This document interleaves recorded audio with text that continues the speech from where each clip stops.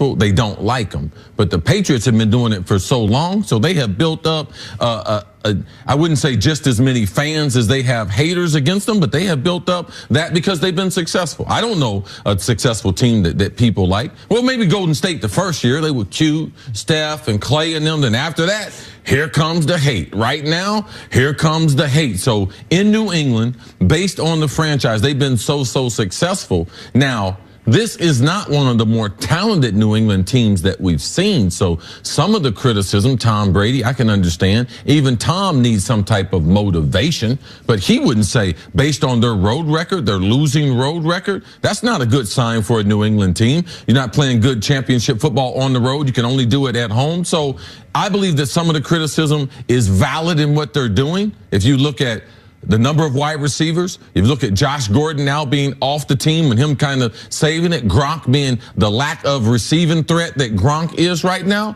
No, this is not a great New England team, but can they put together 60 minutes of great football to be able to get to a Super Bowl again? Yes, they can. They can go to Kansas City and beat Kansas City. Listen, of course, some of it is Patriot fatigue or just the general dislike of the team outside of the New England area. People, it's something University of Alabama deals with to a degree as well, which is people just want new blood. Yankees something new. Do it. Sure. Yes. And so, yes, that's an element of it. But when Tom Brady says everyone thinks we suck, can't win a game, while that's overstating it, what is correct is this is the most doubted the Pats have been in the last decade. This is the year that through it even by December, it's like, I don't know if they're going to figure this out. I saw more people, myself included, picking them to lose a home playoff game than any time that I can remember.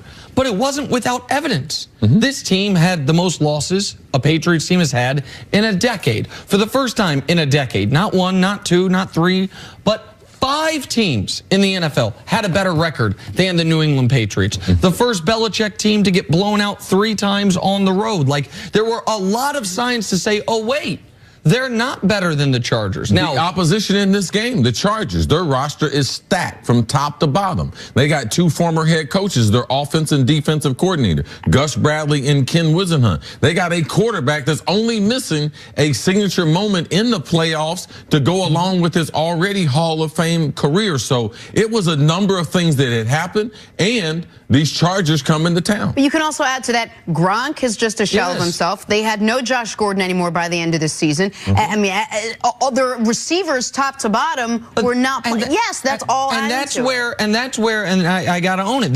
That's where I got this game the most wrong. Is I looked at the evidence of the regular season, I looked at the talent on the opposition, I looked at all of that and said, man, the Chargers are better. They played better, they played a tougher schedule, they had a better record, they have more talent. What I didn't account for is what I'll just call the GOAT factor.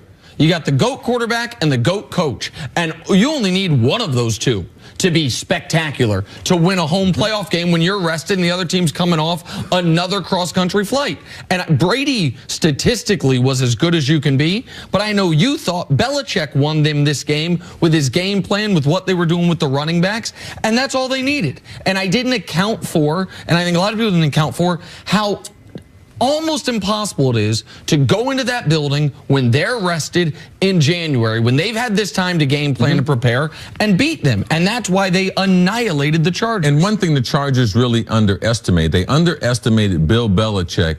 And if Bill Belichick was to play 7 defensive backs, if he was to do what Gus Bradley did against the Baltimore Ravens, that's like trying to fight a fight in a phone booth, because you know their quarterback's limited, so they're going to fight in a phone booth. So you would think New England, they're not going to fight a fight like that. New England's actually better at fighting a fight that way because of Sony Michel, because their center and their 2 guards, the strong suit to those. Because they got a fullback. And they got a fullback. They got Gronk, the best end of the line blocker outside of Kelsey. Might have passed him this year as an all-round tight end, but Gronk is still exceptional blocking as a tight end. So if you're going to play the game that way, you never would have thought New England would have been better at what the Chargers did last week at Baltimore. But Tom Brady, those third downs, those play action passes across the middle that was breaking up this defense, those were the differences in this game. Belichick's ability to be able to adapt, saying, if I was to play 7 DBs, what would hurt me? A tight end and a fullback blocking, and that's what they utilize with Josh McDaniels in this offense. All right, so the Patriots move on to face the Chiefs. That's the AFC story. In the NFC, back to Drew Brees and the Saints taking on a red-hot Nick Foles and the Philadelphia Eagles. Foles would open up the scoring in the first with a touchdown to Jordan Matthews, and the Eagles jumped up 14-0 early over New Orleans, but the Saints crawled back third quarter down 4. Brees to Michael Thomas. 171 yards on the day. Eagles, though, had a chance to win it down 6 driving, but Foles to Alshon Jeffrey, the ball right through Jeffrey's hands. He can't believe it. Saints go on to win. They're moving on. 20-14 was your final. Here's Saints head coach Sean Payton after the game. I'm proud of those guys. I'm proud of that locker room. They fought through a lot and, managed to get the win. And, again, these are tough games. I'll take that loss. That's on me. Let all my teammates down.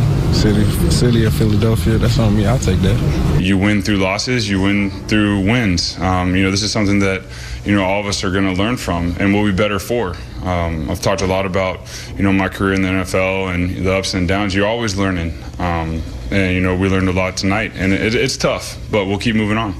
All right, what was the key to this one? Nick, how were the Saints able to win this game? Well, listen, I know people are going to focus on the Alshon Jeffrey drop that turned into the game-ending interception. It was finally, in this amazing run of the last couple of years, one bounce that didn't go Philadelphia's way. But they were lucky to even be in that position, because if Will Lutz makes his field goal, they're down 9 and the game's over. To me, there was a sequence early in the game when the Eagles were in full control, 2 plays that did not go their way. The strip sack on Drew Brees that Brandon Graham has. Yes. If he recovers that fumble, they have it in the red zone, ready to go up 21-0, at least going to go up 17-0. He doesn't, so the Saints punt. And then so that's just kind of bad luck. I guess they would have had it right outside the red zone. And then after the punt, a great play by Doug Peterson. Zach Ertz is streaking down the sideline, ready to go up 21-0, and that's, as I say, past the sticks. That is game over. Yep. And Nick Foles underthrows him. And Lattimore makes a great play. That flipped the momentum to go along with the very gutsy fake punt. And the Saints, who are the better team, were in full control from that moment forward. Yeah, that was a great play by Lattimore. And you mentioned Doug Peterson. They do have Zach Ertz. They called the perfect play. They got the perfect defense. I mean, they're coming into this game. They're not thinking, man, we're getting ready to go up by 3 scores. Even if Zach Ertz, if they just get a completion, it's going to be another 3. So that deficit's going to be hard to overcome. But, man, they stick a dagger in them. If they complete this for a touchdown, the way Nick Foles was spreading the ball around, first touchdown, he throws Jordan Matthews open. Jordan Matthews is not open. He puts enough arc on the ball that he's able to run past that corner and safety and split the coverage and score. And Zach Ertz is going to finish this play if he puts it out in front of him. Huge play there in the game. Also, when Lattimore intercepts it, he goes to the end zone and they pose for those pitchers. And that right there was just like gasoline on a small lit fire there in the dome. And after that, you could start to see time of possession. They dominate. After only having it 5 minutes in the first quarter, they had at least 10 minutes in the second, third, and the fourth. And that drive to start the second half. Yeah, their first drive of the second half. The Saints' first drive of the second half, where they took their first lead. They had 11 minutes time possession on the drive. They went